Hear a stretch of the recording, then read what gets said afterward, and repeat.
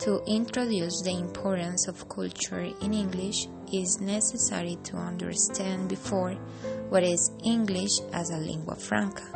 According to Björkman, English as a lingua franca is a functional term referring to the use of English as a common language by speakers of different first languages. It involves socio-political, geopolitical, and economic aspects which determine how to use English as a common language between speakers of different native languages. All this is linked to the culture and how it goes beyond the use of a formal communication with linguistic rules. So, the concept has a close fit with intercultural dialogue since English is increasingly used by people everywhere to interact with others wherever they are from. In this sense, speakers can share each other their own cultural aspects and switch them in order to achieve a meaningful and functional communication. According to Long, cited by Hall, the interaction between languages learners lead learners to adapt their speech to include comprehension checks, repetitions, and recasts. It means language involves social interaction, and thus learners can communicate with others in order to enrich their knowledge about some language aspects, and they can construct together learning while interchanging their own language codes to achieve precisely a cultural environment. Mora Engolobatina has cited hosted to boast that in social science, culture is mental program. The two goals of this programming are communication and adaptation.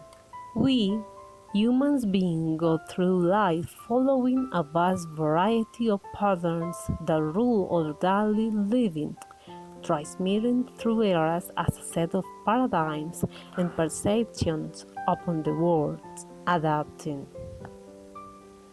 The process of internalization of these worldviews is related to what Mora and Golobatina have mentioned and which is known as enculturation, which is precisely the process of anchoring a culture through exposure to its habits, manners, and ways to interact with others, communication.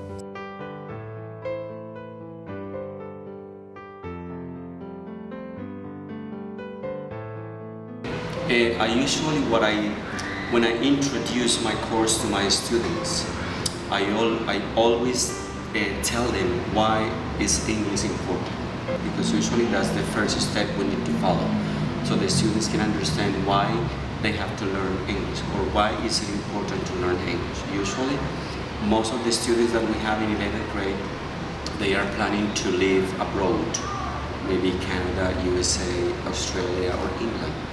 And they don't have a very clear perspective of the culture. They are very focused on learning the English and the grammar, but they have no idea what the culture is and the implications of speaking another language and knowing the culture.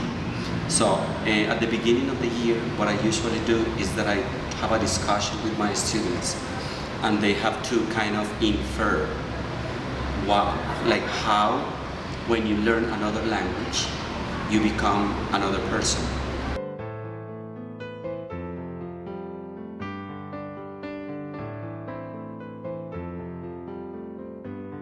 When at the beginning of this semester, I posted some little quotes, some short quotes around the classroom, and most of them said that learning another language is like becoming another person. You understand? So you're not only learning another language just because you are learning the other languages, because you are planning to be like a global citizen, or you are planning to go and live in one of those countries. So before you go there, you need to understand not only how people speak, write, read, and listen, but you need to understand how people are what they believe, what they like, what they usually do for fun or for entertainment or in their academic or family lives. That interaction through language permits us to learn about others, about their ways, their traditions, their conventions that work as representatives of what they are in contrast with other communities. It can be said that communication is part of humankind since it is the way the ideas, thoughts are exchanged. To conclude, we can infer that beyond this process of teaching culture, there is a social-linguistic connotation, as long as it is the use of a language within a social context, as a common European framework of reference has established.